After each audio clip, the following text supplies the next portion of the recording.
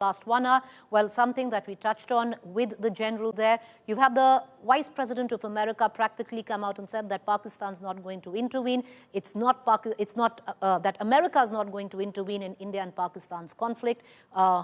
It's up to the two nations to figure it out, practically that, which doesn't quite ally or align with what has been the official stand of the United States of America. So we're going to wait in on that. On the other hand, the other top development that is coming in right now, the CDS, the tri-chiefs are actually meeting with the Defense Minister. South Bloc Defense Ministry briefing is on, where there is going to be a complete debrief of what happened yesterday through the last 14 hours, and the Defense Minister will be apprised. We will, anytime now, have a press briefing by the Ministry of External Affairs, which will once again give out the micro print, the fine print, the micro data of what transpired in the last 14 hours. Because viewers, we might not be at war, the state of conflict might be heightened, but the fog of war is such that there is so much disinformation, and the Ministry of External Affairs will come and, put the light on what really is important and the larger message that India needs to give out to the world, as we now have been forced to embark, forced viewers, and that's a good word to use here, by Pakistan to embark on the third chapter of Operation Sindoor, where we are giving it back proportionately, aggressively. With that, the latest also coming in amidst heightened tensions between Pakistan and India. The last 24 hours have been extremely intense, and you've seen how, we've been pushed up the escalation matrix, and all thanks to Pakistan.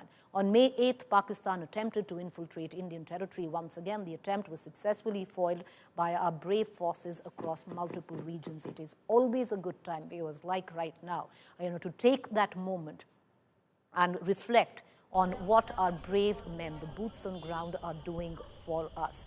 Many of us over the last 48 hours have slept peacefully, while our men have thwarted every possible attack on the Western Front. And, with those men on boots, these brave men and women, a hat tip here. And we all must take that time to do so. Meanwhile, more news there. Pakistan attempted to strike the Jammu airport. And this is where Pakistan proverbially crossed that red line, because it's not just going after the Indian military establishments. You were trying to attack our civilians, which Pakistan was already doing across the LOC, or even before that, where it started using heavy artillery fire and mortars across the LOC, where we now, viewers, have a casualty in collateral of this conflict of 17. 17 Indian citizens have been killed by Pakistan in the last 48 hours. And unlike Pakistan, we are a country that does not wear our grief lightly. There will be retribution for that as well. All right, so the latest also that coming in through the course of the night, like we pointed out, Pakistan attempted to strike on the Jammu airport, the Jammu University. Additional targets included Udhampur, Pathankot, Jaisalmer, Jalandhar. What thwarted this attempt? India's Sudarshan Chakra S-400 missile system, completely repelled this attack, as well as certain indigenous made in India Ashneer ADS air defense system also assisted the S-400, and important to touch on that. While the S-400, viewers, has been bought in from Russia, the Ashneer is indigenous, made in India. India successfully, and that's important to note, shot down one F-16 jet and two JF-17s. JF-17s are China-acquired planes. Multiple missiles and drones were also neutralized by India. In retaliation, India launched strikes on Lahore. Loud explosions were heard in Peshawar and near Bahawal Nagar cantonment. In Bahawal Nagar cantonment, people rushed out of their homes as sirens blared.